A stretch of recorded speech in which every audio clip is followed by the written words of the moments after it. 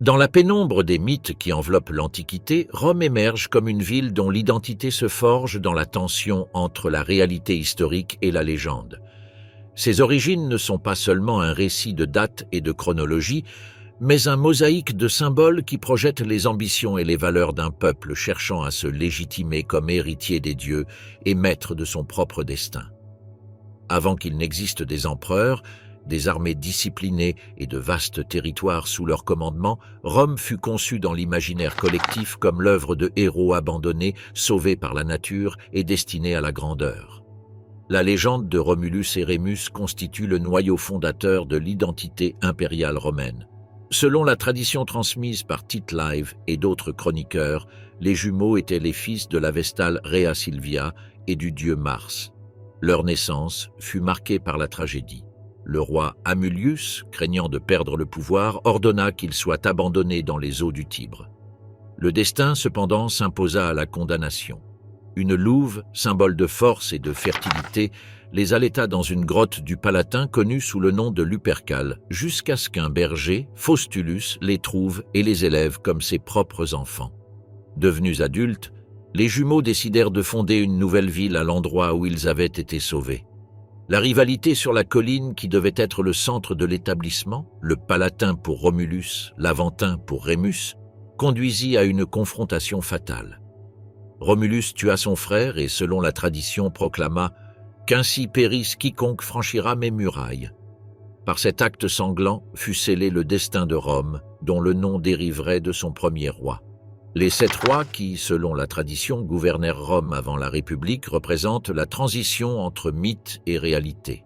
Parmi eux se distinguent des figures comme Numa Pompilius, qui aurait donné aux Romains leurs premières institutions religieuses, et Tarquin l'Ancien, le roi étrusque à qui l'on attribue l'introduction de symboles de pouvoir et de pratiques politiques qui survécurent des siècles. Les récits parlent également d'ouvrages monumentaux, comme la Cloaca Maxima, un système de drainage qui encore aujourd'hui rappelle la capacité d'organisation de ces temps primitifs. Cependant, l'archéologie a montré que sous ces narrations se cache un processus réel, la lente fusion de villages dispersés autour des collines du Tibre en un seul noyau urbain, influencé par des peuples voisins tels que les Étrusques et les Latins. Les Étrusques, en particulier, jouèrent un rôle crucial dans la configuration précoce de Rome. Leur influence se perçoit dans l'architecture, dans les rites religieux et dans l'organisation politique. L'usage de l'arc, les rituels de divination et les symboles de commandement, comme les faisceaux, trouvent leur origine dans cette culture du centre de l'Italie. Le dernier des rois, Tarquin le Superbe, incarne la fin de ce cycle fondateur. Son gouvernement tyrannique, selon la tradition, déclencha la rébellion qui culmina avec l'expulsion de la monarchie en 509 avant Jésus-Christ. J.C. est le début de la République. L'histoire de sa chute est marquée par l'épisode de Lucrèce, une matrone romaine qui, après avoir été outragée par Sextus Tarquin, fils du roi, se donna la mort, provoquant l'indignation du peuple et le soulèvement dirigé par Lucius Junius Brutus. Ce fait, bien qu'entouré également d'un halo légendaire, fonctionna comme un mythe politique. La République naquit en opposition à la tyrannie et sous l'idéal de la défense de la vertu civique. Le mythe fondateur ne fut pas seulement une histoire racontée aux enfants ou rappelée lors des festivals. Il fit partie intégrante de la politique et de l'identité romaine. Généraux, sénateurs et empereurs invoquaient constamment Romulus comme modèle de fondateur et de guerrier. Auguste, le premier empereur, se présenta comme un nouveau Romulus, garant d'une renaissance qui projetait la Rome impériale vers l'éternité.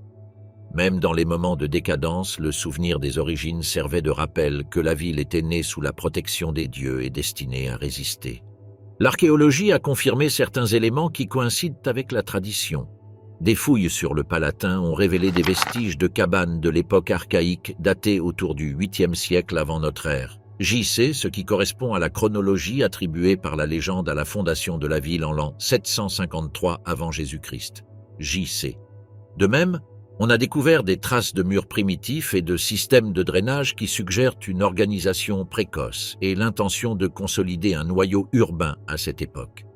Bien qu'il soit impossible de vérifier l'existence réelle de Romulus, les données matérielles soutiennent l'idée qu'un processus d'unification et de croissance se produisait dans cette région. Après la création de Rome, le petit établissement apparu autour des collines du Tibre entreprit un long processus de transformation qui le conduirait de ses modestes origines à devenir le cœur de l'un des empires les plus puissants de l'histoire. Au début, la ville fut organisée sous la monarchie, où les rois légendaires établirent les premières institutions politiques, religieuses et sociales qui marqueraient l'identité romaine. Cependant, avec l'expulsion de Tarquin le Superbe et la naissance de la République en l'an 509 avant Jésus-Christ. J.C., Rome prit un tournant décisif. Le pouvoir cessa d'être concentré dans une seule figure pour être distribué entre consuls, sénateurs et magistrats, créant un système qui recherchait équilibre et participation civique. Au cours des siècles suivants, la République se consolida grâce à sa capacité militaire et son habileté diplomatique. Rome affronta des guerres contre des peuples voisins, comme les Étrusques, les Sabins et les Latins, puis contre les Samnites, jusqu'à dominer toute la péninsule italienne. Avec les guerres puniques, la confrontation contre Carthage étendit son influence sur la Méditerranée occidentale, et plus tard, les campagnes en Grèce et en Asie mineure la projetèrent comme puissance en Orient. Cependant, la croissance apporta aussi des tensions internes, inégalités sociales, lutte entre patriciens et plébéiens, et crises politiques qui culminèrent dans les guerres civiles du dernier siècle de la République. Ce fut alors que des figures comme Jules César, Pompée et Crassus tracèrent une nouvelle voie, jusqu'à ce que l'ascension d'Octave, plus tard connu sous le nom d'Auguste, scelle la fin de la République et le début du Principat. Sous Auguste, Rome atteignit un équilibre inédit. Stabilité politique, réformes administratives, expansion territoriale et un épanouissement culturel qui inaugurèrent la Pax Romana. Ainsi, du mythe de Romulus et Remus jusqu'au gouvernement des empereurs, Rome passa d'une ville née des légendes à un empire qui dominait mers, terres et cultures. La structure sociale romaine. La véritable colonne vertébrale de la civilisation romaine résidait dans sa complexe structure sociale, un réseau de hiérarchies et de liens qui déterminait le destin de chaque individu dès sa naissance.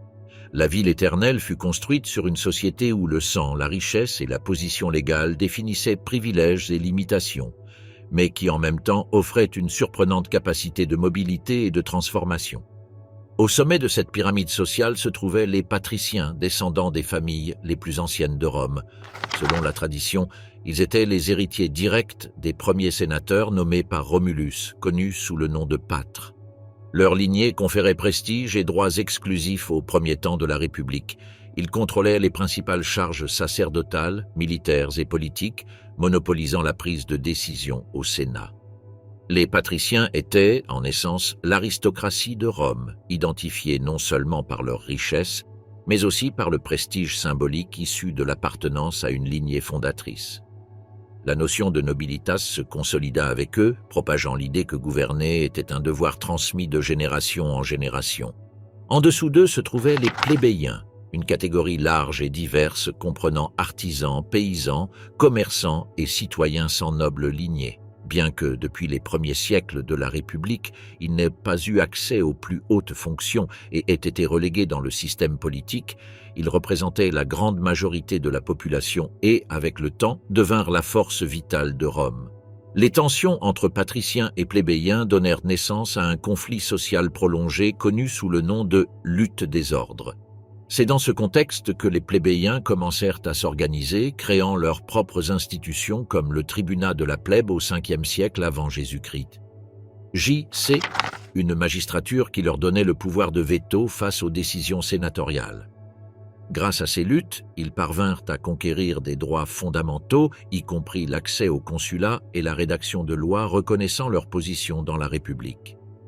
Entre les deux groupes, la distance sociale se réduisit progressivement à mesure que Rome étendait ses territoires. Le contact avec d'autres cultures, l'accumulation de richesses et la nécessité de citoyens soldats pour les légions permirent à des plébéiens aisés d'atteindre parfois un niveau d'influence comparable à celui des patriciens. De cette fusion naquit la noblesse romaine républicaine, un corps mixte de familles à la fois patriciennes et plébéiennes, riches, partageant le pouvoir politique. Néanmoins, la distinction originelle ne disparut jamais totalement, et dans les usages sociaux, les mariages et le prestige ancestral, le titre de patricien demeurait un symbole puissant. En dessous des citoyens patriciens et plébéiens, Rome comptait une énorme masse d'individus dépourvus de droits politiques, les esclaves. Ils constituèrent la base cachée de la puissance économique romaine. Leur nombre augmenta de façon vertigineuse après les grandes conquêtes des IIIe et IIe siècles avant Jésus-Christ. J.C., en particulier après les guerres puniques et l'expansion vers la Grèce et l'Asie mineure. Capturés lors de batailles, vendus pour dette ou nés dans les maisons patriciennes, les esclaves accomplissaient des tâches allant du travail agricole et minier aux services domestiques, administratifs ou même intellectuels. Certains étaient maîtres, comptables ou médecins, ce qui montre que l'esclavage à Rome ne se limitait pas au travail physique. Bien qu'ils fussent privés de liberté et de droits légaux, les esclaves étaient considérés comme des biens, mais pouvaient aussi accumuler un peculium, un petit fonds personnel, et, dans certains cas, acheter leur liberté. La condition de libertus devint une catégorie sociale particulière. Lorsqu'un esclave obtenait la manumission, que ce fût comme récompense, par achat ou par disposition testamentaire, il devenait affranchi. Il ne jouissait pas de tous les privilèges d'un citoyen libre de naissance, mais il acquérait un statut supérieur à celui des esclaves. Les affranchis conservèrent souvent des liens de dépendance avec leurs anciens maîtres, mais pouvaient aussi prospérer comme commerçants, artisans ou entrepreneurs. En fait, beaucoup d'affranchis accumulèrent d'importantes fortunes à l'époque impériale, atteignant des positions d'influence dans l'administration palatiale.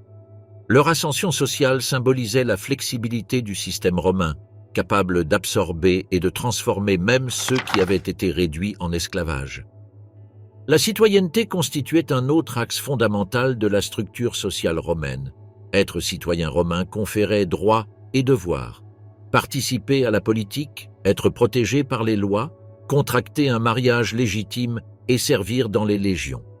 Durant les premiers siècles, cette condition était réservée aux habitants de Rome et de ses environs, mais avec l'expansion territoriale, elle s'étendit. Après la guerre sociale en 91 à 88 avant Jésus-Christ, J.C., la citoyenneté fut accordée à tous les peuples d'Italie et, avec le temps, des empereurs comme Caracalla l'élargirent à presque tous les habitants libres de l'Empire grâce à la Constitutio Antoniniana de l'an 212 après Jésus-Christ, J.C. La citoyenneté devint un instrument d'intégration unissant sous un même cadre légal des millions de personnes d'origine, religions et cultures différentes. Dans ce tissu social se trouvaient également les clients, une figure clé dans les relations personnelles et politiques. Les clients étaient des hommes libres, pour la plupart plébéiens ou affranchis, qui dépendaient d'un patron, généralement un patricien ou un citoyen influent, pour obtenir protection, faveur ou soutien économique. En échange, ils offraient loyauté et services, comme accompagner leur patron en public ou le soutenir lors des votes. Ce système de clientèle générait un réseau de liens qui articulait la vie politique et renforçait la hiérarchie sociale, montrant comment même les citoyens libres pouvaient rester enfermés dans des relations de dépendance. La mobilité sociale, bien que difficile, n'était pas impossible à Rome. Un plébéien pouvait s'élever grâce à la richesse ou au service militaire.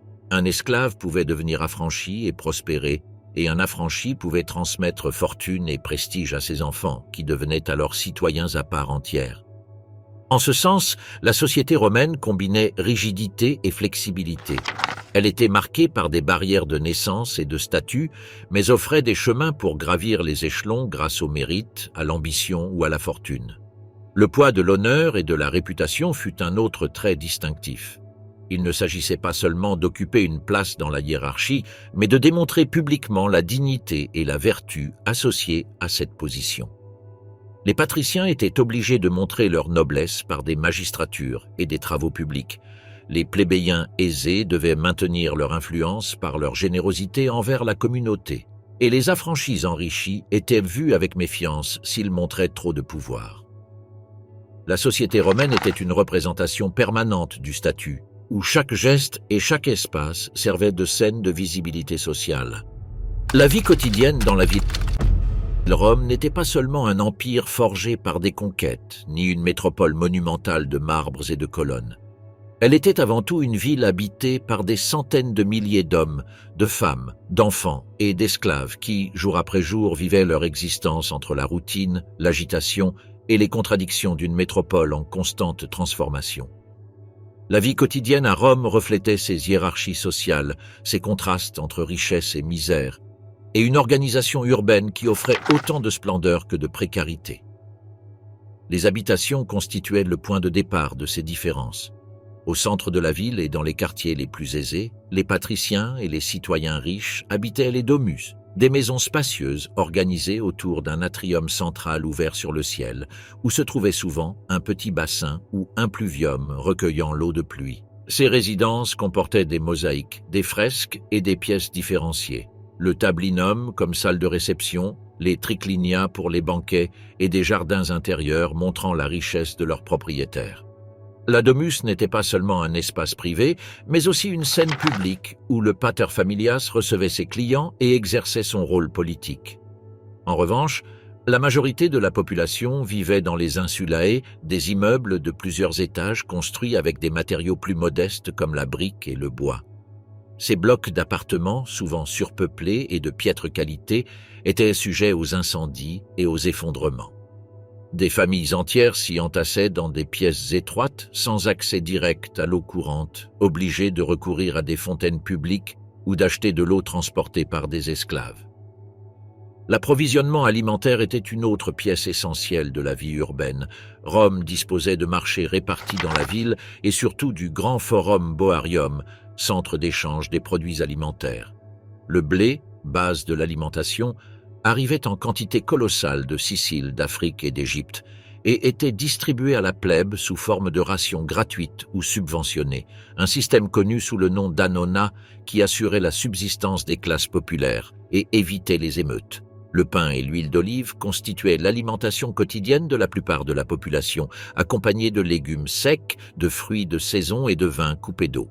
La viande était un luxe réservé aux plus riches ou aux occasions festives, tandis que le poisson salé, les olives et le fromage étaient consommés plus fréquemment. Les tavernes et les échoppes de rue proposaient des repas rapides et bon marché à ceux qui n'avaient pas de cuisine dans leur logement, ce qui était courant dans les insulae. Les marchés étaient des lieux de rencontre aussi importants que le forum politique ou l'amphithéâtre. On y retrouvait les cris des vendeurs, les odeurs d'épices venues d'Orient et les discussions sur les prix des marchandises. On y trouvait aussi bien des produits de base que des articles de luxe, tissus teints à la pourpre de Tyr, parfums, vaisselle en bronze et esclaves mis en vente. Le marché était en effet le miroir de la diversité de l'Empire, car ce qui se vendait à Rome provenait de tous les coins de ces territoires conquis. La vie dans les quartiers montrait clairement les inégalités de la ville. Sur la colline du Palatin vivaient les plus riches, entourés de jardins et de palais, tandis qu'au Suburra, un quartier populaire et densément peuplé, prédominaient les ateliers d'artisans, les tavernes et les logements insalubres. La coexistence y était chaotique. Rues étroites encombrées de charrettes et de piétons, vendeurs ambulants, spectacles improvisés et, parfois, délinquance et prostitution. Cependant, dans ce mélange vibrant émergeait l'essence de Rome comme une métropole cosmopolite, où les différences de classe se croisaient à chaque coin de rue et où la vie publique avait un rôle central que peu de villes anciennes partageaient. Le temps libre faisait également partie de la vie quotidienne. Au-delà des grands spectacles du cirque et de l'amphithéâtre, les Romains remplissaient leurs journées d'activités simples. Visiter les thermes, assister à des représentations théâtrales, participer à des festivals religieux ou converser sur le forum. La rue était un espace vivant, où les rumeurs politiques, les nouvelles des guerres lointaines et les intrigues du Sénat se propagèrent rapidement. Les processions, défilés militaires et funérailles de personnages illustres étaient des spectacles collectifs qui renforçaient l'identité partagée des citoyens. Les loisirs et la politique se confondaient, car le Romain moyen trouvait dans la vie publique non seulement du divertissement, mais aussi un sentiment d'appartenance. L'hygiène et la santé dépendaient de l'infrastructure urbaine. Le système d'aqueducs garantissait un approvisionnement constant en eau qui arrivait aux fontaines publiques, aux thermes et aux habitations privilégiées. Toutefois, l'assainissement était inégal. Bien qu'il existât des égouts comme la Cloaca Maxima, les rues restaient insalubres et les déchets étaient souvent jetés depuis les fenêtres des insulae. Les odeurs, le bruit et la poussière faisaient partie intégrante du paysage urbain, accompagnés de la présence constante d'animaux de charge, de chiens errants et de nuées d'oiseaux sur les marchés. Les fêtes religieuses rythmaient le calendrier urbain. Processions, sacrifices, jeux et banquets publics interrompaient la routine et remplissaient les rues de musique et de couleurs. Le peuple romain vivait entouré de signes divins, autels dans les maisons, temples dans chaque quartier et dieux protecteurs d'activités spécifiques, du commerce à la récolte. La vie quotidienne était traversée par des superstitions et des rituels où l'ordinaire et le sacré s'entrelaçaient sans interruption. Le bruit constant était un autre trait inséparable de la Rome urbaine. Des charrettes circulant à des horaires restreints, des marteaux de forgerons frappant le métal, des vendeurs annonçant leurs produits et des foules rassemblées dans les forums et les marchés faisaient de la ville un espace où le silence était presque impossible. Les témoignages d'auteurs comme Juvénal et Martial reflètent l'agitation incessante qui marquait le rythme de la capitale de l'Empire. Le rôle de la famille. Mais le schéma romain se manifestait autant dans la ville que dans les maisons de ses citoyens. Sous le toit de chaque foyer romain se reproduisaient à petite échelle les tensions entre pouvoir et obéissance, entre tradition et renouvellement, entre devoir et ambition. Le concept de famille était imprégné de légalité, de religion et de politique, ce qui transformait chaque maison en une scène d'autorité absolue et de transmission des coutumes. Au cœur de ce modèle se trouvait la patria potestas, le pouvoir légal et moral exercé par le pater familias sur tous les membres de sa maison. Ce pouvoir était illimité. Il incluait la vie et la mort des enfants, la disposition des biens familiaux, la décision des mariages et la possibilité de vendre les descendants comme esclaves. Bien qu'en pratique ce contrôle absolu fût rarement exercé dans ses formes les plus extrêmes, la simple existence de la patria potestas rappelait à chaque membre du foyer que sa vie était subordonnée à la figure paternelle. Le pater familias n'était pas seulement le chef domestique, mais aussi prêtre, juge et représentant de la famille devant la société et l'État. Son autorité était perçue comme un pilier de stabilité, garantissant que la discipline et l'obéissance se transmettaient de génération en génération. Le mariage à Rome avait un caractère profondément social et politique. Il ne s'agissait pas uniquement d'une union affective, mais d'une institution régie par les coutumes et les lois, conçue pour assurer la continuité de la famille et renforcer les alliances entre clans. Il existait plusieurs formes de mariage, parmi lesquelles le cum manu, dans lequel l'épouse passait sous l'autorité du mari et s'intégrait pleinement dans sa famille, et le sin manu, plus fréquent sous la République tardive, où la femme restait juridiquement liée à sa famille d'origine, conservant ses biens et une certaine indépendance. La dot jouait un rôle central dans ces unions, constituant une garantie économique pour l'épouse et un symbole de prestige pour le mari. Le choix du conjoint n'était généralement pas une décision personnelle, mais le résultat d'accords familiaux visant à renforcer les positions sociales ou politiques. Même dans l'intimité du foyer, le mariage fonctionnait comme un engrenage dans le mécanisme plus large de la société romaine. L'éducation des enfants commençait dès les premières années au sein de la famille. Les mères, aidées par des nourrices et des esclaves, s'occupaient des soins initiaux et inculquaient les premières règles de conduite. Le père, cependant, avait le dernier mot dans la formation morale et civique. Les enfants étaient enseignés à respecter les dieux, à obéir à l'autorité et à valoriser le sacrifice au bénéfice de la communauté.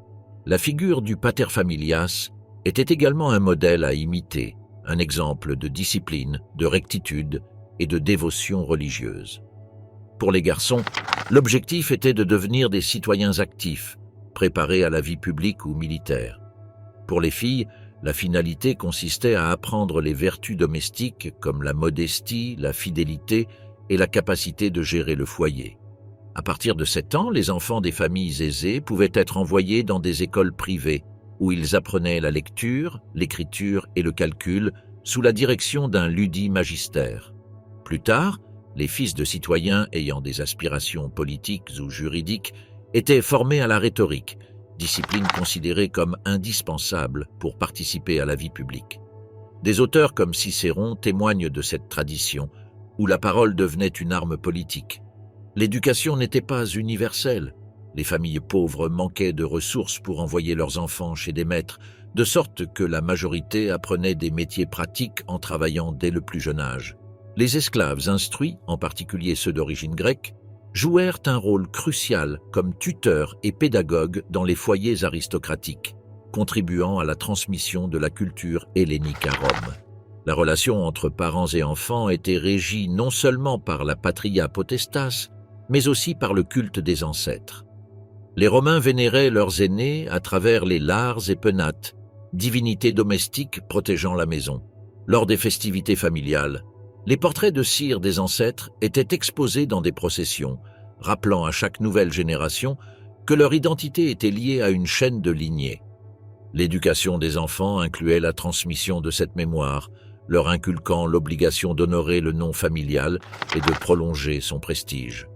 La famille, de cette manière, n'était pas seulement une unité pratique, mais un pont entre les morts, les vivants et ceux qui étaient encore à naître.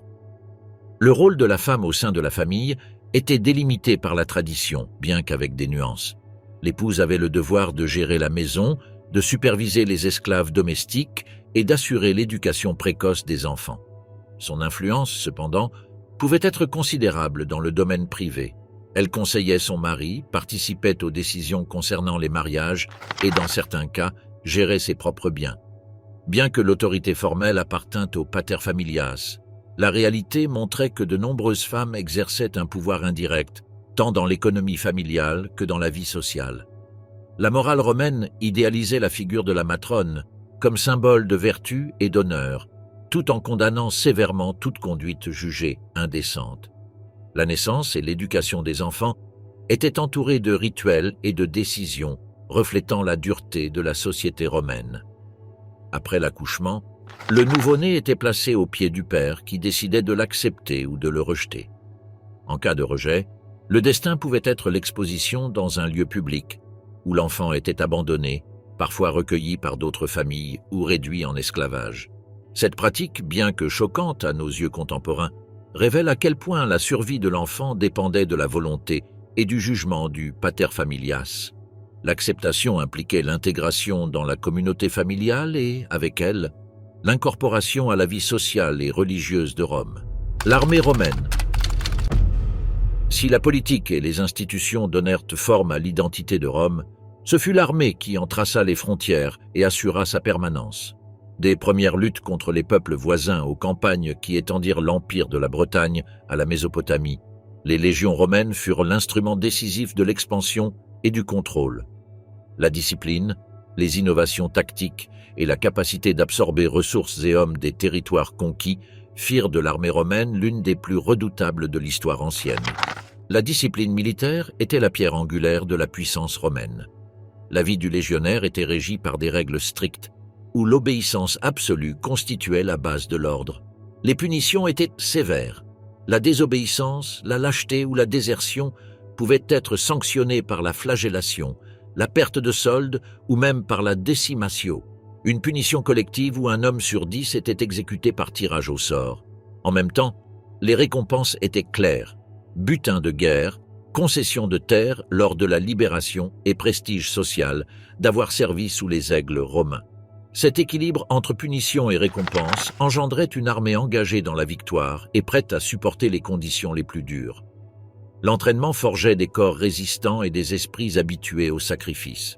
Les recrues s'exerçaient à des marches de 20 milles avec l'équipement complet, à des combats avec des armes de bois plus lourdes que les vraies et à la construction de camps fortifiés chaque jour.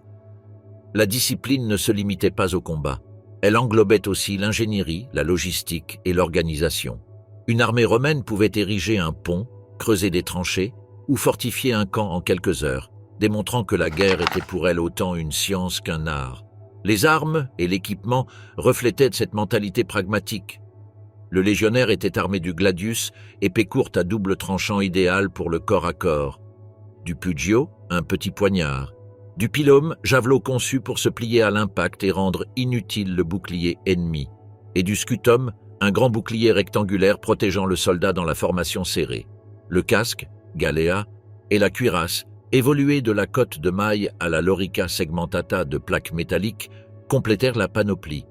Cet équipement n'était pas seulement efficace sur le champ de bataille, mais aussi symbole d'appartenance à une machine de guerre organisée, où chaque soldat était une pièce d'un engrenage collectif. L'ordre de bataille des légions était soigneusement structuré. Une légion à l'époque impériale comptait environ 5 000 à 6 000 hommes, divisés en cohortes, centuries et manipules. Chaque centurie était dirigée par un centurion, figure clé dont l'autorité pratique dépassait parfois celle des tribuns. L'étendard de la Légion, l'aigle d'argent ou d'or, était le cœur symbolique de l'unité. Le perdre équivalait à une honte insurmontable. Des formations comme la célèbre testudo, où les soldats entrelaçaient leurs boucliers pour former une carapace impénétrable, montrent la combinaison de discipline et de créativité qui caractérisait les légions. L'armée romaine se nourrissait aussi d'alliés et de troupes auxiliaires.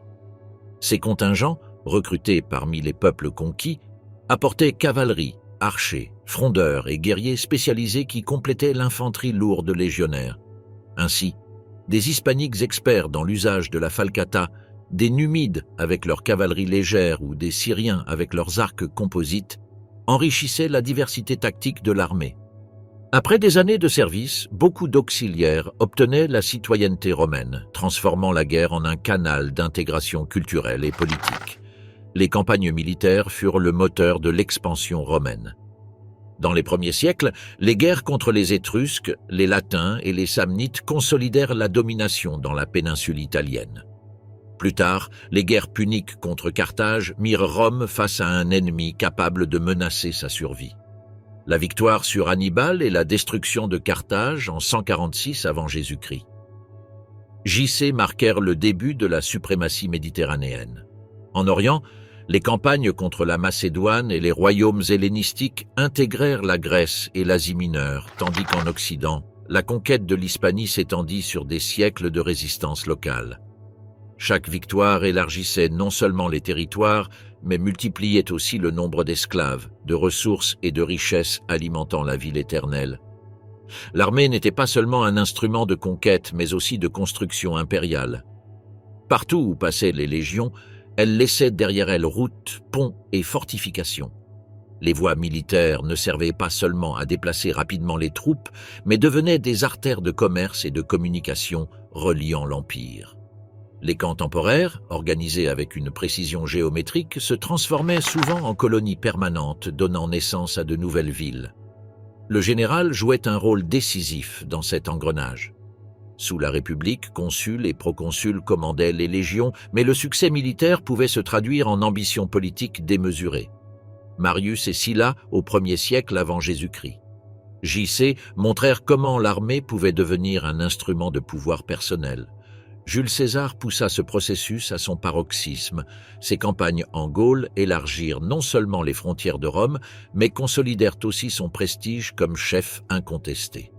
Le passage du Rubicon en 49 avant Jésus-Christ. J.C., lorsqu'il défia l'autorité du Sénat en entrant avec ses troupes en Italie, symbolise le pouvoir transformateur de l'armée dans la politique romaine. Sous l'Empire, les généraux continuaient à jouer un rôle clé, mais leur autorité était subordonnée à l'empereur, commandant suprême de toutes les légions. L'armée romaine fut aussi le théâtre de rébellions et de crises. La discipline de fer n'empêchait pas l'apparition de mutineries lorsque les soldats se sentaient mal payés ou utilisés dans des campagnes interminables.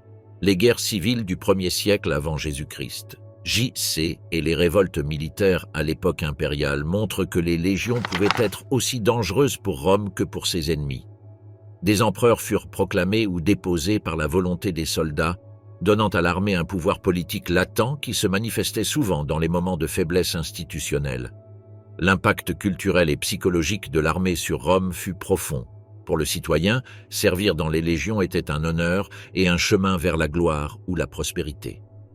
Pour les peuples soumis, voir arriver les légions signifiait affronter une machine presque invincible.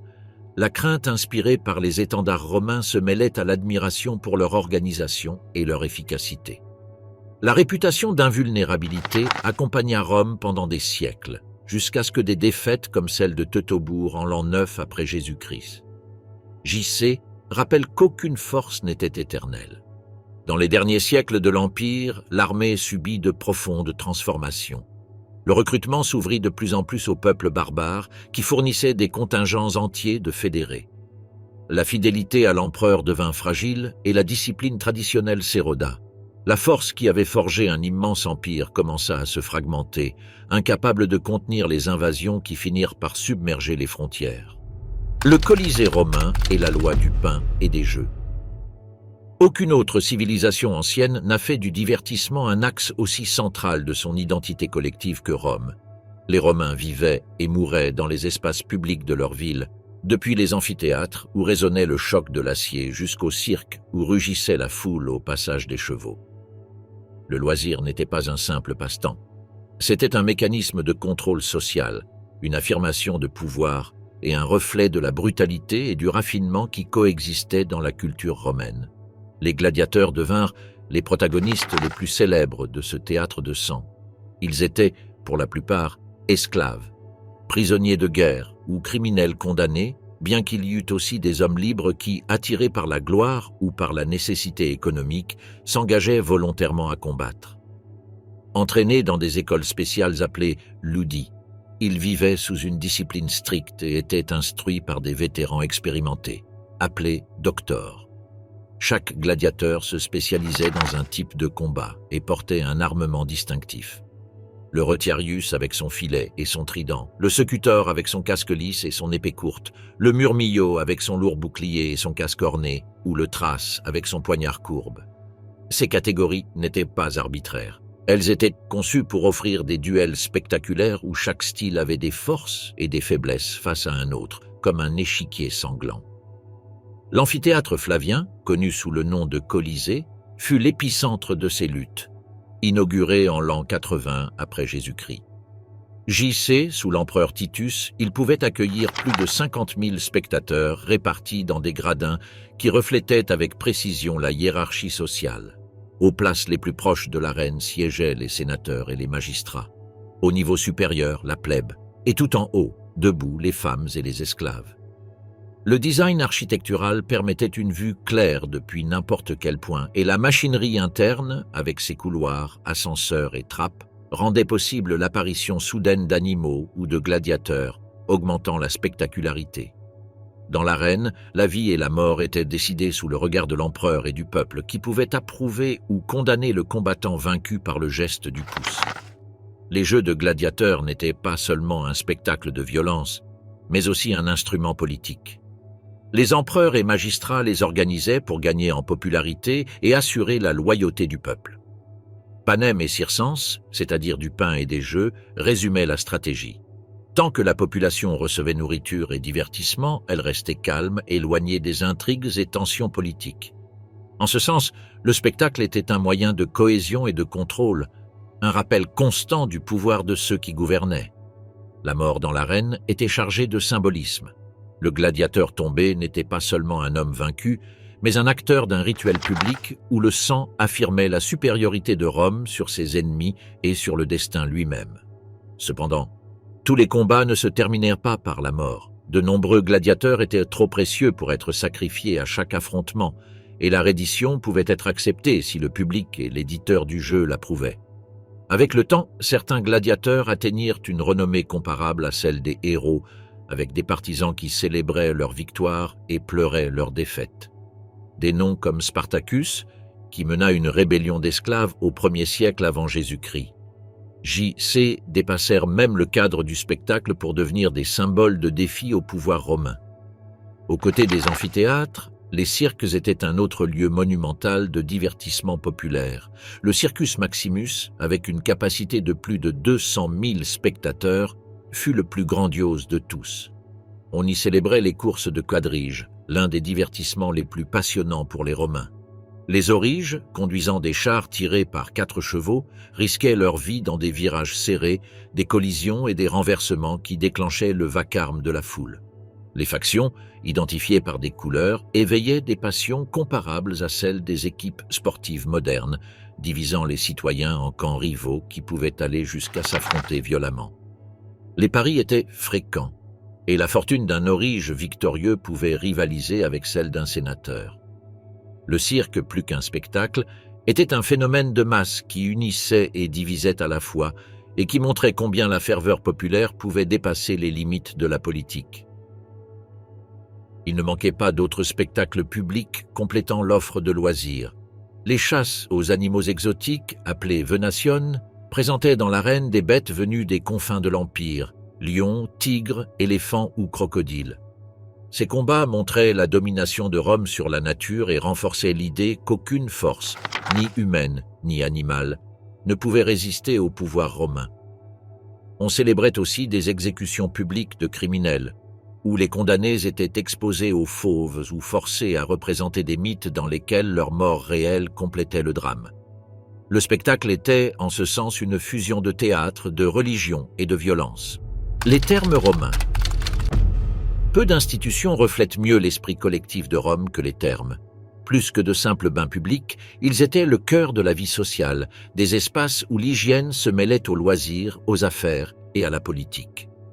Dans une ville animée et densément peuplée, les termes offraient un répit quotidien, un lieu où patriciens et plébéiens pouvaient se rencontrer dans le même environnement, unis par l'eau chaude et la routine partagée.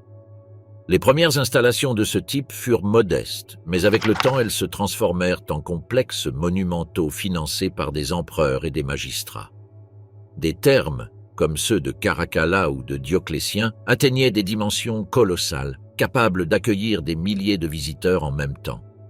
Construits en marbre, décorés de mosaïques et de sculptures, ils comprenaient des salles de bain, des gymnases, des bibliothèques, des jardins et même des théâtres.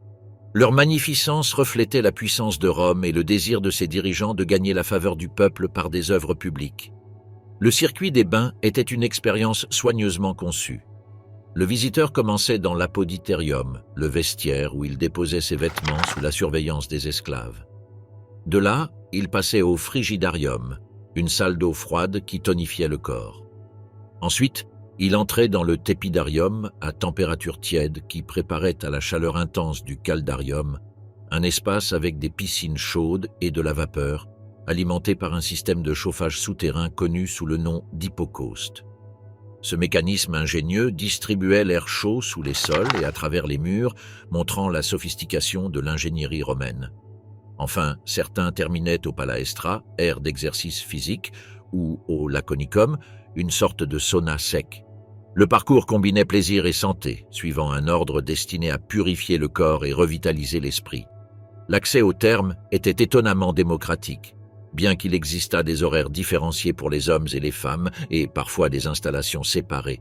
Le prix d'entrée restait bas, ce qui permettait même aux citoyens les plus modestes de profiter du bain. Les empereurs, conscients de leur importance, subventionnèrent souvent les dépenses ou ouvraient l'accès gratuitement, renforçant ainsi le lien entre pouvoir et peuple. Le luxe des marbres, des statues et des fontaines était à la portée de tous, ce qui faisait des thermes un symbole d'inclusion sociale dans une société profondément hiérarchisée. Mais les thermes étaient bien plus qu'un dispositif d'hygiène. Ils constituaient un forum social, un lieu où l'on parlait de politique, où l'on concluait des accords commerciaux et où l'on tissait des intrigues. Sénateurs et commerçants pouvaient se croiser dans les couloirs, des poètes récitaient des vers dans les bibliothèques attenantes, des philosophes discutaient avec de jeunes disciples dans les jardins. Les affaires se concluaient dans les salles chaudes autant qu'au Sénat, et les amitiés se renforçaient en partageant la même vapeur. Pour beaucoup de Romains, la visite aux thermes était la partie centrale de leur journée, aussi importante que le marché ou le forum.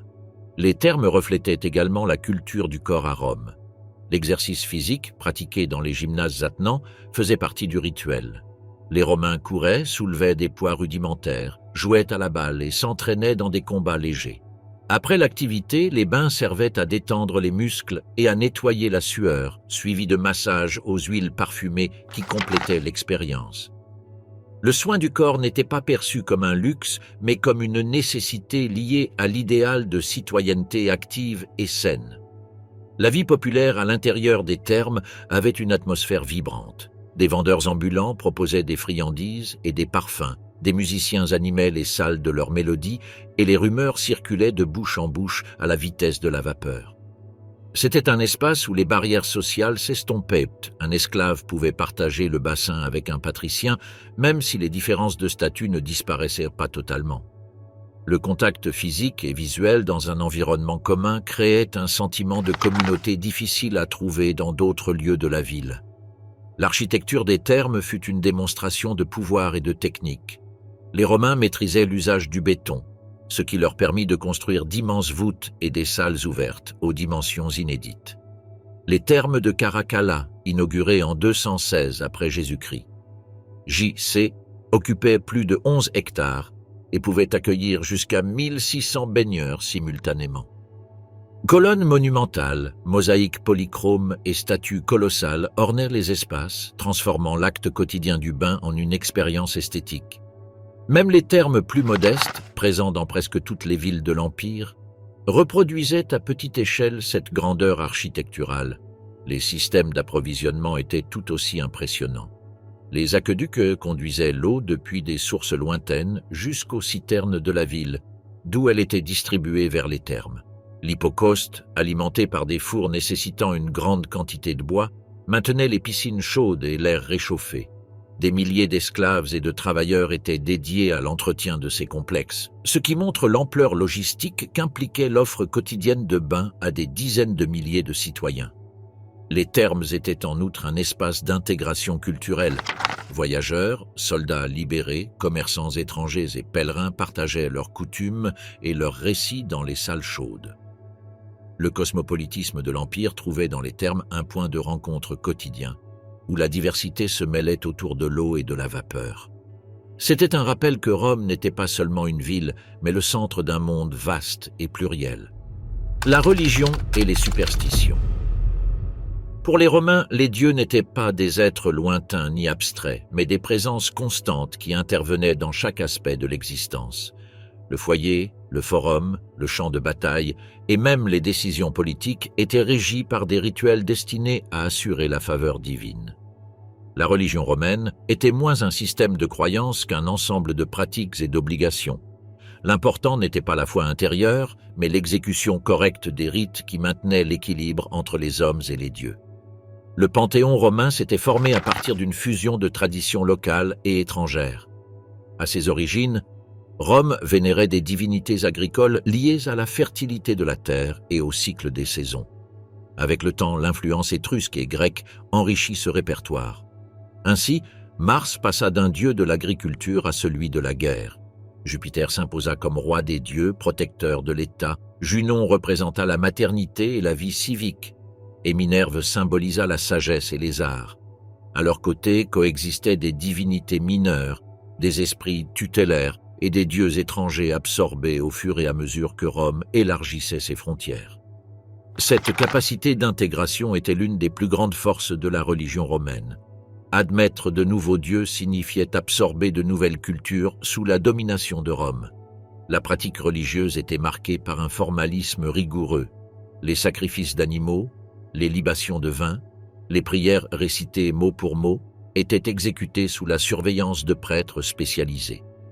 Toute erreur dans le rituel l'invalidait et devait être répétée, car les dieux exigeaient la précision plus que la dévotion. Le calendrier romain était rempli de fêtes en l'honneur de diverses divinités, où se mêlaient processions, banquets et jeux publics. La religion, en ce sens, ne se limitait pas au temple, elle imprégnait la vie civique, renforçant le lien entre la communauté et ses dieux protecteurs. Le rôle des prêtres était essentiel dans cette structure. Le collège des pontifes, dirigé par le pontifex Maximus, veillait à la correcte observance des rites et du calendrier sacré. Les augures interprétaient les signes divins dans le vol des oiseaux ou les phénomènes naturels, déterminant si une décision politique ou militaire recevait l'approbation des dieux. Les flamines, prêtres dédiés à une divinité spécifique, entretenaient des cultes particuliers. La religion était aussi un instrument politique. De nombreux magistrats exerçaient des fonctions religieuses et la participation aux rituels renforçait le prestige et l'autorité de ceux qui les présidaient. La superstition coexistait étroitement avec la religion officielle. Les Romains consultaient des oracles, observaient des présages dans le tonnerre, les entrailles des animaux sacrifiés ou le vol des oiseaux. Les rêves étaient interprétés comme des messages divins et les amulettes contre le mauvais œil étaient courantes dans tous les foyers. Cette sensibilité aux signes révélait une mentalité où rien n'était fortuit. Chaque événement avait un sens qu'il fallait déchiffrer pour éviter la colère des dieux ou bénéficier de leur faveur. La frontière entre religion, magie et superstition était floue, et aussi bien le paysan le plus humble que l'empereur le plus puissant dépendait des augures avant de prendre des décisions cruciales. Parmi les innombrables fêtes qui peuplaient le calendrier, aucune ne symbolisait mieux l'esprit romain que les Saturnales. Célébrées en l'honneur de Saturne en décembre, ces fêtes marquaient la fin du cycle agricole et l'arrivée du solstice d'hiver. Pendant plusieurs jours, la ville se transformait en un théâtre d'inversion sociale. Les esclaves s'asseyaient à table comme les égaux de leurs maîtres, on échangeait des cadeaux, les activités officielles étaient suspendues et régnait une atmosphère de liberté et de licence.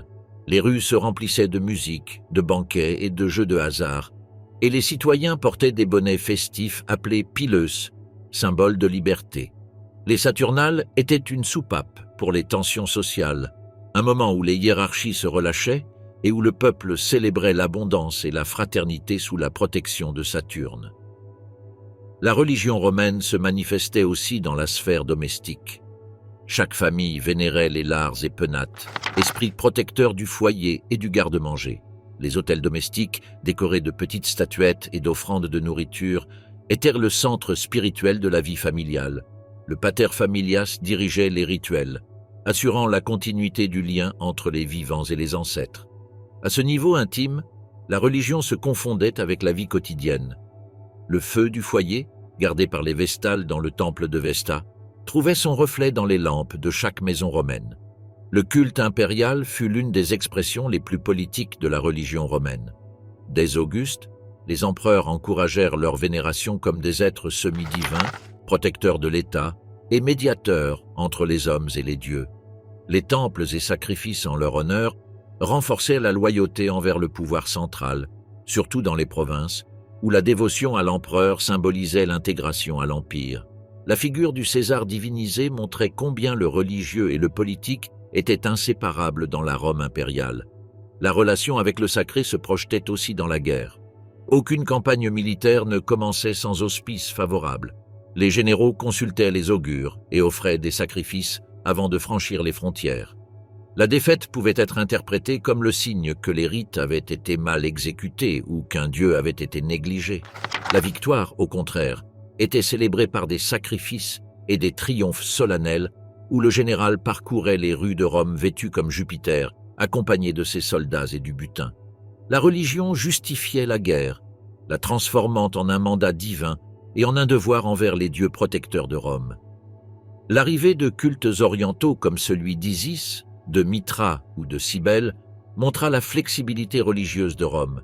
Ces divinités étrangères trouvèrent un grand succès, notamment parmi les soldats et les communautés provinciales qui y voyaient des promesses de salut personnel ou des rituels d'initiation chargés de mystères. Rome absorbait ces cultes sans renoncer aux siens, démontrant une capacité unique d'adaptation et de syncrétisme qui renforçait la cohésion de son empire diversifié. La politique et le Sénat. L'histoire de Rome ne peut être comprise sans sa vie politique. Depuis ses premiers pas comme petite cité-État jusqu'à devenir un empire gouvernant des millions de personnes, les institutions politiques de Rome furent l'axe de son identité. Le Sénat, les magistratures et les assemblées populaires construisirent un modèle unique, capable de combiner tradition aristocratique, participation citoyenne et discipline militaire. Pendant des siècles, ce système fut la clé de la stabilité, jusqu'à ce que les tensions internes et les ambitions personnelles conduisent à une transformation radicale, de république oligarchique à empire centralisé autour de la figure de l'empereur. Au début de la République, après la chute de la monarchie en 509 avant Jésus-Christ, J.C., Rome organisa un système politique fondé sur la méfiance envers le pouvoir absolu. La figure du roi fut remplacée par 2 consuls, élus chaque année et dotés de la plus haute autorité exécutive et militaire. Leur mandat partagé assurait qu'aucun ne puisse concentrer trop de pouvoir. À leur côté, existait un large éventail de magistratures, les prêteurs chargés de la justice, les questeurs responsables des finances, les édiles qui surveillaient les marchés et les travaux publics, et les censeurs qui établissaient le recensement et veillaient à la morale publique. Ces fonctions étaient occupées par des citoyens élus et limités dans le temps, créant ainsi un équilibre dynamique entre les différentes institutions. Le cœur de la politique romaine était le Sénat, institution qui, à l'origine, n'avait qu'un rôle consultatif, mais qui devint peu à peu le véritable centre du pouvoir. Composé d'aristocrates et d'anciens magistrats, le Sénat représentait la voix de la tradition et de l'expérience. son autorité ne provenait pas d'un mandat légal strict, mais du prestige et de l'influence de ses membres. Le Sénat décidait de la politique étrangère, des finances, des concessions de province et des affaires religieuses. Sa force résidait dans la continuité. Tandis que les magistratures étaient temporaires, les sénateurs demeuraient à vie, ce qui garantissait la stabilité de la République. Le peuple romain avait aussi une voix à travers les assemblées populaires où les citoyens votaient les lois et élisaient les magistrats. Cependant, le système était organisé de manière à maintenir l'influence des classes supérieures. Dans l'assemblée centuriate, par exemple, le vote des riches avait plus de poids que celui des pauvres, garantissant que les décisions ne s'éloigneraient jamais trop des intérêts de l'élite. Malgré cela, ces assemblées offraient un espace de participation qui renforçait l'identité civique des Romains et leur rappelait que la res publica appartenait à tous. Les tensions entre patriciens et plébéiens marquèrent profondément la vie politique républicaine. Durant les premiers siècles, les plébéiens luttèrent pour élargir leurs droits face au monopole patricien. La création du tribunat de la plèbe en 494 avant Jésus-Christ. J.C. fut une étape fondamentale. Les tribuns, élus par les plébéiens, avaient le pouvoir de veto contre les décisions du Sénat ou des magistrats, et leur personne était considérée comme inviolable. Ce contrepoids permit à la plèbe de défendre ses intérêts et obligea l'aristocratie à négocier. Avec le temps, les plébéiens obtinrent l'accès au consulat, à la rédaction des lois et à la possibilité de mariage avec les patriciens, s'intégrant ainsi à la noblesse républicaine. De cette manière, la politique romaine devint un jeu d'équilibre, où la compétition s'exprimait par des luttes institutionnelles plutôt que par des révolutions ouvertes. Au fil des siècles, l'expansion de Rome apporta de nouveaux défis politiques. L'administration des vastes territoires conquis, le flux constant de richesses et d'esclaves, ainsi que le rôle croissant des généraux victorieux transformèrent l'équilibre traditionnel. Le Sénat se trouva débordé par l'ampleur de ses responsabilités, tandis que les citoyens d'Italie et des provinces réclamaient une meilleure intégration. Les réformes des Gracques au IIe siècle avant Jésus-Christ. J.C., qui cherchèrent à redistribuer les terres et à élargir les droits, déclenchèrent de violentes réactions de la part de l'aristocratie. La République montrait ainsi sa fragilité. La rigidité de ses institutions ne pouvait absorber les changements sociaux et économiques d'un empire en expansion. L'armée devint un facteur décisif de la politique. Les réformes de Marius, à la fin du IIe siècle avant Jésus-Christ. J.C., qui permirent le recrutement de soldats sans propriété, transformèrent les légions en armées professionnelles loyales, non pas à l'État, mais à leurs généraux. Ce changement altéra de façon irréversible la dynamique républicaine. Des chefs militaires comme Sylla, Pompée et César accumulèrent un pouvoir qui débordait les structures traditionnelles. Les guerres civiles du 1er siècle avant Jésus-Christ. J.C. furent la conséquence inévitable de ce processus où les légions décidaient du destin de la République plus que les urnes ou les débats sénatoriaux. L'ascension de Jules César symbolisa l'effondrement du système républicain. Sa dictature, commencée en 49 avant Jésus-Christ. J.C., après le passage du Rubicon, montra que le pouvoir personnel pouvait s'imposer sur les anciennes institutions. L'assassinat de César en 44 avant Jésus-Christ. J.C. fut une tentative désespérée de restaurer la République, mais précipita en réalité sa fin. Les guerres qui suivirent entre ses héritiers, Octave, Marc-Antoine et Lépide, aboutirent à la victoire d'Octave lors de la bataille d'Actium en 31 avant Jésus-Christ. J.C. avec lui commença le Principat, une nouvelle forme de gouvernement qui, tout en maintenant la façade républicaine, concentrait le pouvoir dans la figure de l'empereur. Le Sénat survécut sous l'Empire, mais son rôle changea radicalement. Auguste, devenu princeps, conserva les apparences républicaines. Il maintint les magistratures, permit au Sénat de continuer à siéger et conserva le langage de la tradition. Cependant, la réalité était différente. L'empereur avait le dernier mot dans tous les domaines, de la politique étrangère à la nomination des magistrats. Le Sénat se transforma en organe honorifique, utile pour légitimer les décisions impériales et maintenir l'illusion d'une continuité institutionnelle. Avec le temps, son influence réelle diminua encore, jusqu'à devenir une assemblée cérémonielle où l'on approuvait des décrets déjà décidés dans le palais impérial. Le pouvoir impérial reposait sur plusieurs piliers: le contrôle de l'armée, l'administration centralisée et la capacité de distribuer des avantages à la population. L'empereur était le commandant suprême des légions, le juge suprême, le législateur et le grand prêtre en tant que Pontifex Maximus. Cet ensemble de pouvoirs le plaçait au-dessus de toute institution, bien que la rhétorique officielle insistât à le présenter comme un primus inter pares, le premier entre les égaux.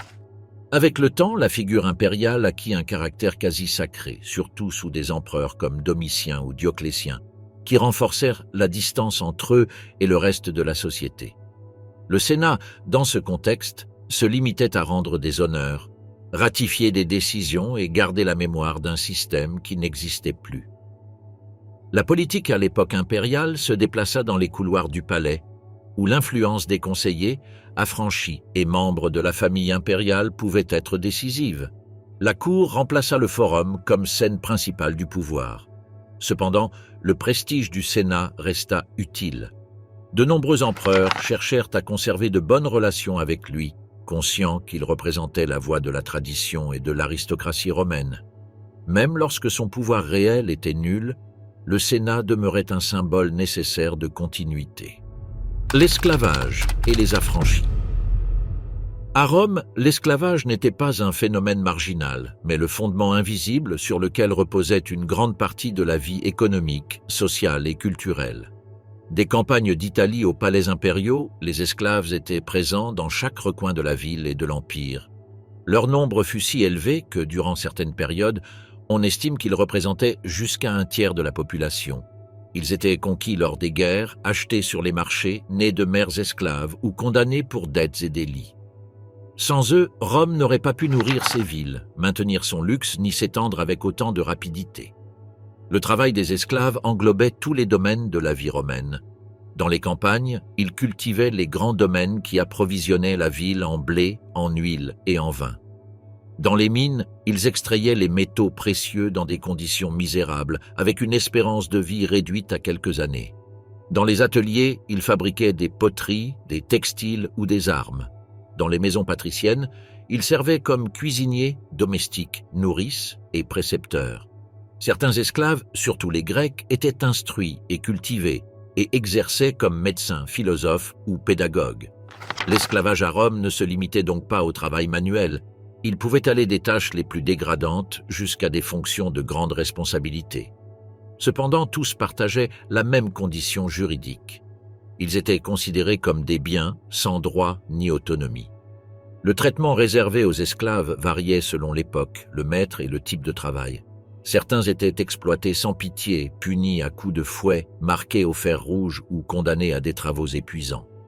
D'autres, en revanche, pouvaient vivre avec une certaine dignité, recevoir un salaire partiel, le peculium, et accumuler des ressources pour racheter leur liberté.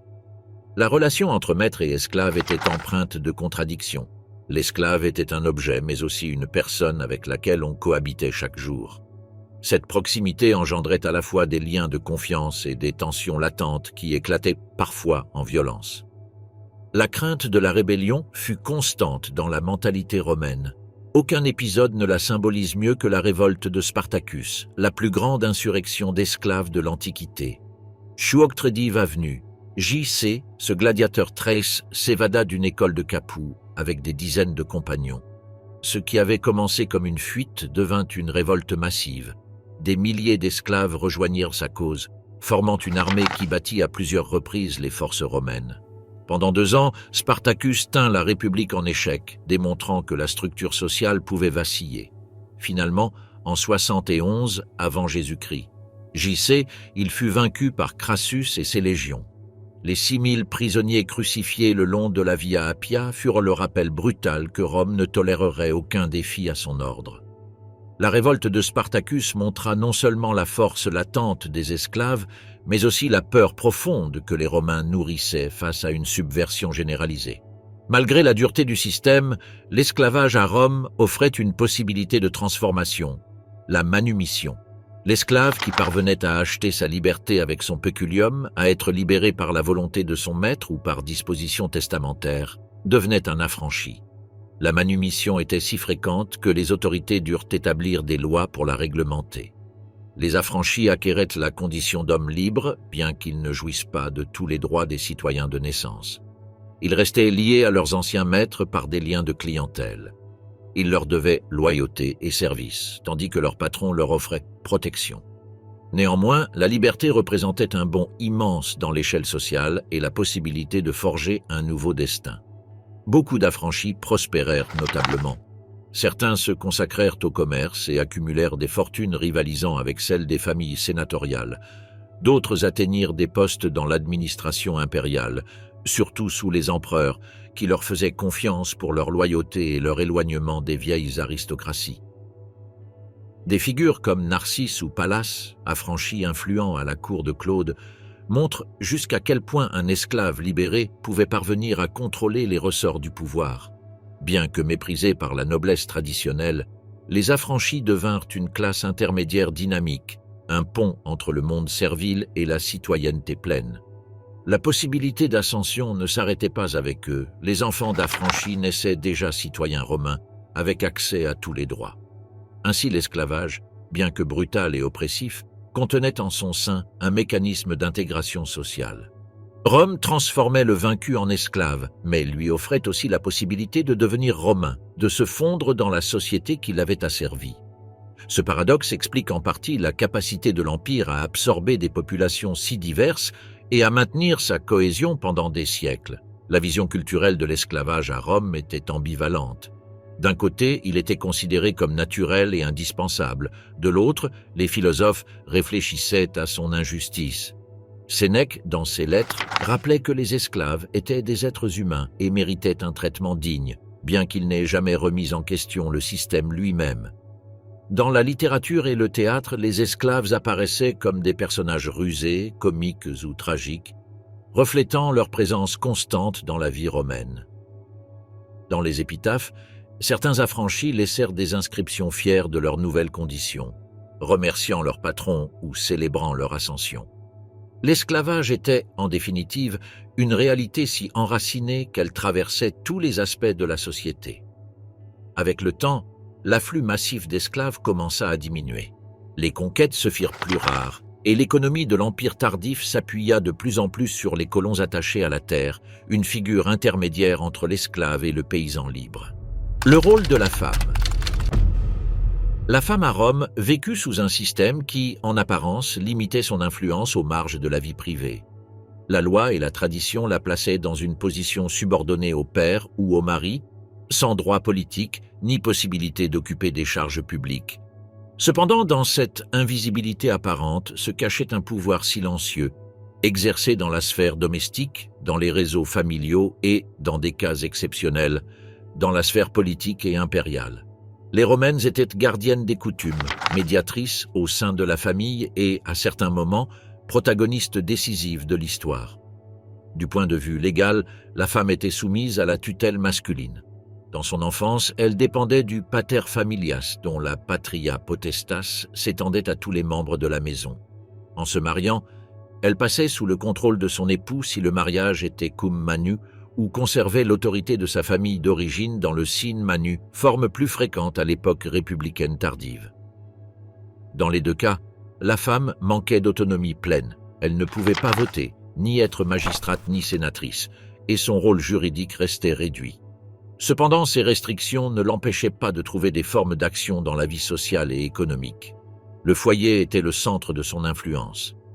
La matrone romaine, épouse légitime d'un citoyen, représentait l'honneur et la dignité de la famille. Elle était responsable de l'administration domestique, de la supervision des esclaves et des serviteurs, et de l'éducation initiale des enfants. La morale traditionnelle exaltait des vertus telles que la chasteté, la fidélité et l'industrie, c'est-à-dire la dévotion au travail.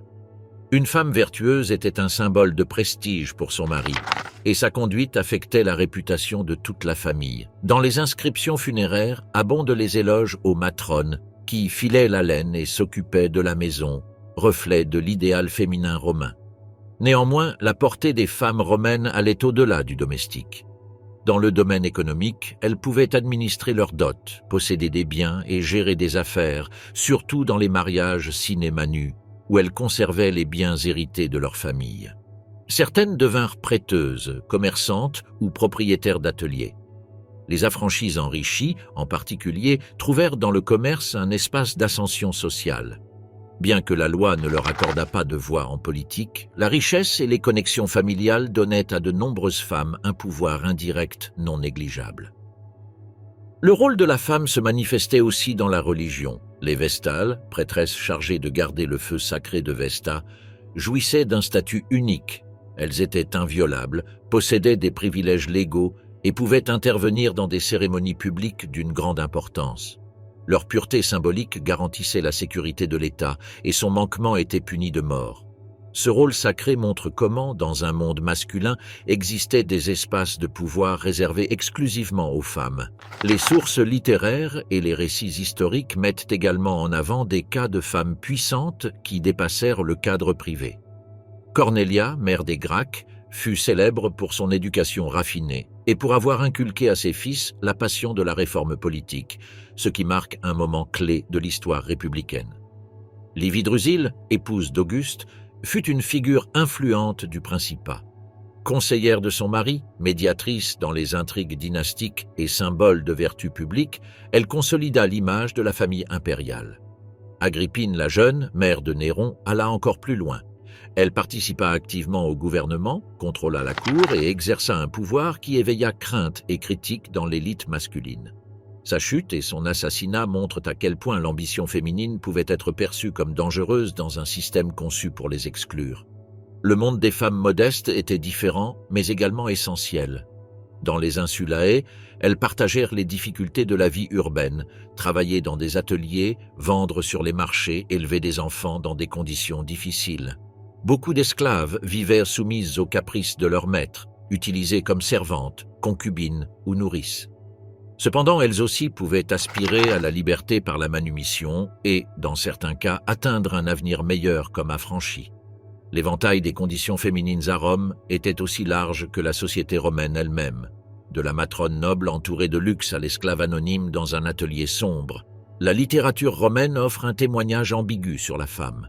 Des poètes comme Ovide exaltèrent la séduction et le jeu amoureux, tandis que Cicéron et d'autres moralistes défendirent le modèle austère de l'épouse fidèle et discrète.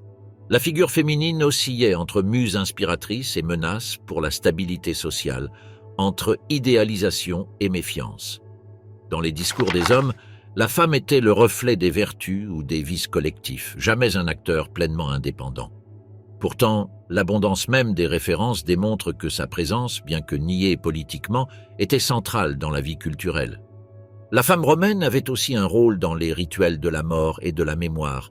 Elles étaient les principales chargées des funérailles, de pleurer publiquement les défunts et de maintenir les cultes domestiques aux ancêtres. Ainsi, elles devenaient gardiennes de la continuité familiale, veillant à ce que la mémoire des morts reste vivante dans les générations futures. Leur rôle dans ce domaine renforçait l'idée que, bien qu'écartées de la politique, elles étaient indispensables à la transmission de la tradition. L'architecture et l'ingénierie. Rome ne conquit pas seulement des territoires avec ses légions, elle les unifia aussi par la pierre, le béton et les lignes droites. Partout où arrivaient les aigles impériales, s'élevaient des aqueducs, se tendaient des chaussées, s'érigeaient des amphithéâtres et se planifiaient des villes qui reproduisaient le modèle de la capitale. L'architecture et l'ingénierie romaines furent des outils de domination et des symboles de civilisation. Une manifestation tangible de la puissance de Rome qui, encore aujourd'hui, des siècles après la chute de l'Empire, demeure debout comme témoignage de sa grandeur. L'aqueduc fut l'une des constructions les plus impressionnantes de l'ingénierie romaine. Conçus pour approvisionner les villes en eau, les aqueducs pouvaient parcourir des dizaines de kilomètres depuis des sources et des rivières jusqu'aux cités. Leur fonctionnement reposait sur un principe simple, la gravité. À travers des canaux couverts et des arcs monumentaux, l'eau s'écoulait en continu, alimentant les fontaines publiques, les thermes, les maisons privées et les systèmes d'égouts. Des ouvrages comme l'aqueduc de Ségovie en Hispanie ou l'Aqua Claudia à Rome montrent non seulement la précision technique, mais aussi l'ambition esthétique des ingénieurs romains. Ces arcs de pierre, parfaitement assemblés sans mortier, défiaient le temps et transformaient un besoin pratique en monument de puissance. L'eau courante, que nous considérons aujourd'hui comme ordinaire, était dans l'Antiquité un luxe que Rome offrait à ses citoyens comme symbole de sa supériorité. Les chaussées romaines furent le squelette de l'Empire, construites avec des couches successives de pierre, de gravier et de sable compacté, elles atteignaient une durabilité qui étonne encore. Leur tracé rectiligne, la solidité de leur base et l'efficacité de leur système de drainage permettaient aux légions de se déplacer rapidement sur des milliers de kilomètres. Des expressions comme « tous les chemins mènent à Rome » ne sont pas de simples métaphores. Le réseau routier romain, avec plus de 80 000 kilomètres, reliait des provinces lointaines comme la Bretagne, l'Hispanie et la Syrie au cœur de l'Empire. Les routes n'étaient pas seulement des couloirs militaires, elles favorisaient le commerce, la circulation de l'information et l'intégration culturelle. Le long de ces voies s'élevaient des mansions ou auberges d'État qui offraient repos et approvisionnement aux voyageurs et aux messagers. Chaque pierre des routes romaines était une promesse d'ordre et de domination, unissant sous un même horizon des territoires auparavant fragmentés. Les amphithéâtres représentaient une autre facette de la grandeur architecturale romaine. Le Colisée de Rome, pouvant accueillir 50 000 spectateurs, est l'exemple le plus célèbre, mais non le seul. Du nord de l'Afrique à la Gaule, chaque cité importante possédait son propre amphithéâtre, réplique à plus petite échelle du modèle impérial.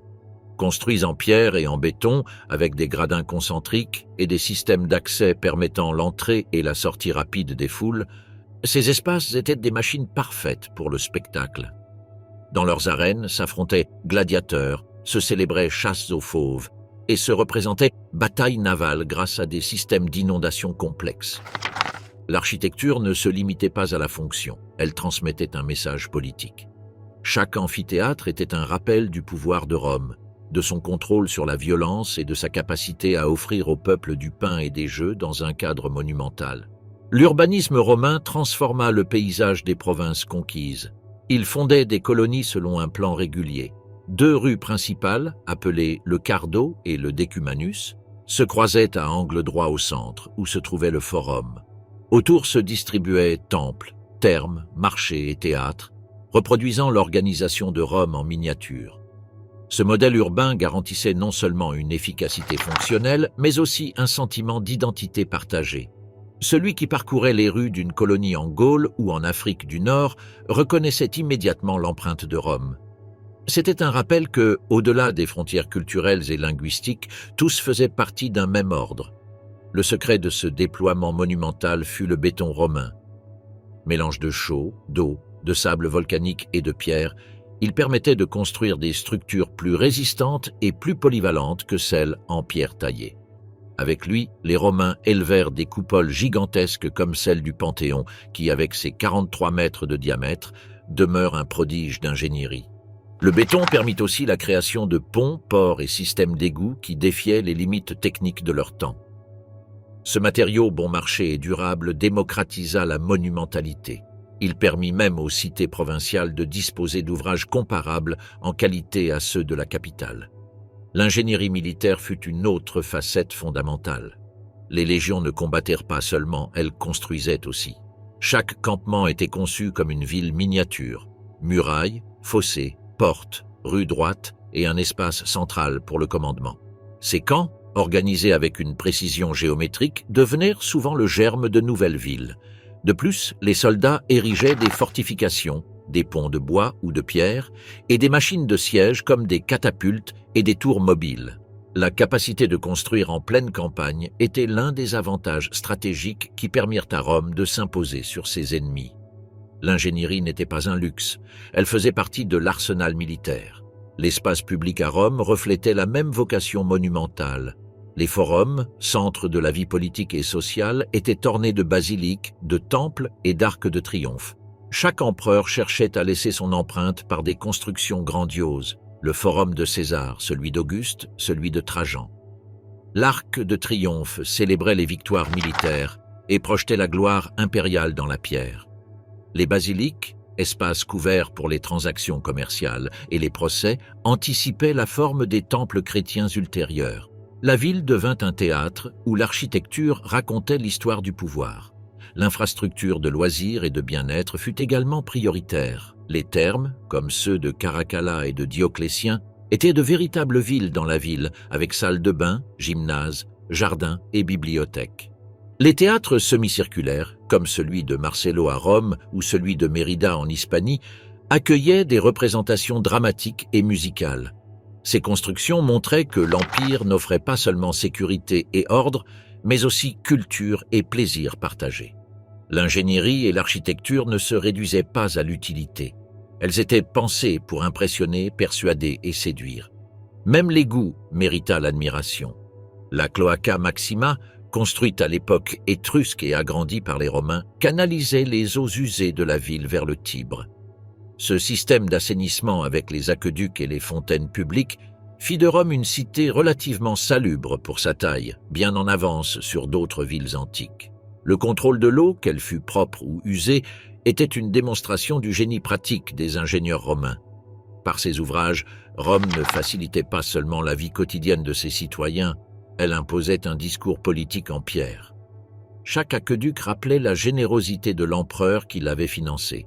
Chaque route parlait de l'unité de l'Empire. Chaque amphithéâtre renforçait l'autorité à travers le spectacle. Chaque arc de triomphe racontait une victoire militaire. L'architecture et l'ingénierie étaient de la propagande, symbole matériel de l'éternité de Rome. L'héritage de Rome. L'Empire romain est tombé il y a des siècles, mais ses traces sont encore présentes dans la vie quotidienne de millions de personnes. Peu de civilisations ont laissé une empreinte aussi durable dans la culture, la politique, le droit, l'urbanisme et la langue de l'Occident. Rome ne disparut pas avec la chute de ses murailles en 476 après Jésus-Christ. JC. Elle se transforma en héritage, en tradition et en modèle, capable de traverser les siècles et de façonner le monde moderne. Des mots que nous prononçons aux lois qui régissent les États, des villes que nous habitons aux idées de citoyenneté et de pouvoir, Rome continue de vivre sous des formes tantôt évidentes, tantôt invisibles. Le latin, langue de Rome, est la racine d'une grande partie des langues actuelles. De lui naquirent les langues romanes, espagnol, français, italien, portugais, roumain, catalan, galicien. Sa structure grammaticale, son vocabulaire et sa cadence se retrouvent dans la vie quotidienne de millions de locuteurs. Même dans les langues non romanes, comme l'anglais ou l'allemand, abondent les mots d'origine latine, hérités directement ou introduits par voie savante pendant la Renaissance et le Moyen Âge. Le latin demeura langue de l'Église catholique, de la diplomatie, de la science et du droit pendant des siècles, devenant le pont qui relia le monde antique au monde moderne. La permanence du latin ne fut pas fortuite. Sa précision, sa capacité à exprimer des concepts abstraits et son prestige culturel en firent un véhicule de connaissance et d'autorité.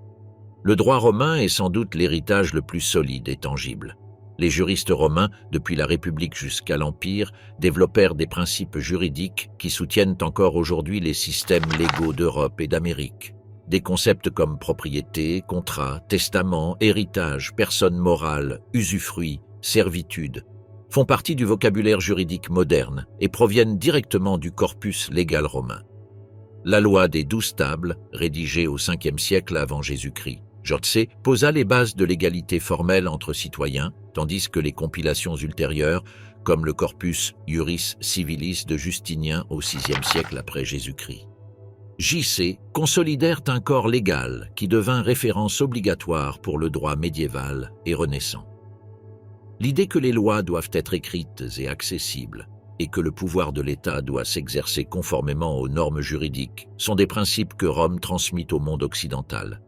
L'idée de citoyenneté fut un autre apport décisif. À Rome, être citoyen signifiait appartenir à une communauté de droits et de devoirs, protégée par la loi et obligée de servir l'État. Avec le temps, la citoyenneté s'étendit aux peuples conquis, intégrant des millions de personnes sous une même identité politique. Ce concept survécut à la chute de l'Empire et devint modèle pour les États modernes, où la citoyenneté demeure la base de l'appartenance et de la participation. Rome enseigna que le pouvoir n'est pas seulement une domination militaire, mais aussi l'intégration de communautés diverses sous un cadre légal commun. Dans le domaine de l'architecture et de l'urbanisme, Rome laissa une empreinte profonde. Les villes européennes actuelles conservent le tracé romain, rue droite, place centrale, forum transformé en place principale. Des monuments comme des aqueducs, des ponts et des théâtres sont encore debout dans des villes comme Ségovie, Arles, Vérone ou Mérida, intégrés dans la vie urbaine contemporaine. La technique de l'arc, de la voûte et de la coupole fut adoptée par l'architecture médiévale et renaissante, et l'usage du béton, redécouvert des siècles plus tard, est à la base de la construction moderne. L'idéal romain de la ville comme espace ordonné, fonctionnel et monumental continue d'influencer la planification urbaine de Washington à Paris. Le modèle politique romain laissa aussi une marque indélébile. La République, avec son système de magistrature, de sénat et d'assemblée, inspira les penseurs et les hommes politiques de la Renaissance et des Lumières. La séparation des pouvoirs, la rotation des charges, les limites temporelles au mandat sont des concepts que les fondateurs des États-Unis et des démocraties modernes prirent directement de Rome. Bien que l'Empire ait représenté la concentration du pouvoir en une seule figure, la République romaine servit d'exemple d'équilibre entre institutions et citoyenneté. Le terme même de Sénat, dérivé de Senex, vieillard, désigne encore aujourd'hui des chambres législatives dans le monde moderne. Les coutumes romaines dépassèrent aussi leur temps.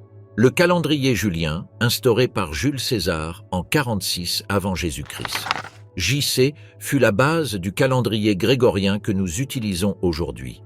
Les noms des mois, les festivités religieuses transformées en célébrations chrétiennes, la semaine de 7 jours, tout a des racines romaines.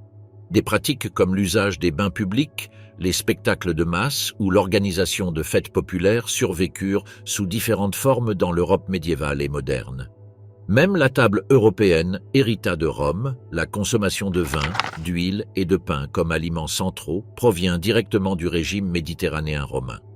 La littérature romaine contribua à former le canon occidental. Virgile, Horace, Ovide, Cicéron, Sénèque, Tacite et Juvénal ne furent pas seulement des auteurs de leur temps. Leurs œuvres façonnèrent à la manière dont l'Europe comprit la politique, la poésie, la philosophie et l'histoire. Le Moyen-Âge conserva ces textes dans les monastères et la Renaissance les récupéra comme source d'inspiration. La rhétorique de Cicéron devint modèle pour les discours politiques, tandis que la philosophie stoïcienne de Sénèque influença des courants éthiques postérieurs. La tradition d'écrire l'histoire comme réflexion morale, cultivée par Tite-Live ou Tacite, traça la voie de l'historiographie moderne.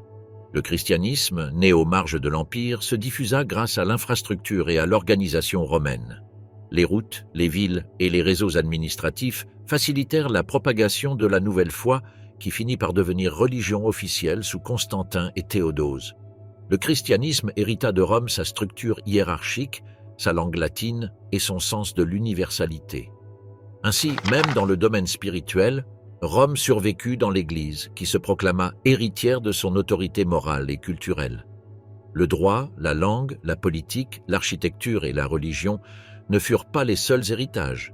Rome transmit aussi un imaginaire du pouvoir, un modèle de civilisation qui servit de référence et d'aspiration. Les empereurs médiévaux du Saint-Empire romain germanique, les papes à Rome, les monarques de la Renaissance et les révolutionnaires modernes se présentèrent souvent comme continuateurs de la tradition romaine. Le mot « empire » conserve encore la résonance de Rome et l'idée de civilisation occidentale a en son noyau l'héritage romain. Même dans le monde contemporain, Rome reste présente dans la culture populaire. Films, romans et séries télévisées évoquent ses gladiateurs, ses empereurs et ses légions. Le Colisée est un symbole universel du pouvoir du spectacle, et la figure de César reste synonyme d'ambition et de gloire. Les symboles romains, tels que l'aigle ou les faisceaux, furent repris par des États modernes dans leur iconographie politique. L'idée même de civilisation, opposée à la barbarie, provient de la mentalité romaine qui se voyait comme porteuse d'ordre face au chaos extérieur. Rome ne fut pas éternelle politiquement, mais elle le fut culturellement. Son héritage se multiplia dans chaque langue romane, dans chaque code légal, dans chaque arc de pierre qui s'élève encore au-dessus des villes modernes. Nous vivons entourés de son ombre, parfois consciemment, parfois inconsciemment. Rome ne mourut pas. Elle se dissout dans le monde qui vint après, laissant un héritage qui encore aujourd'hui structure la manière dont nous parlons, pensons, organisons nos villes et concevons la justice.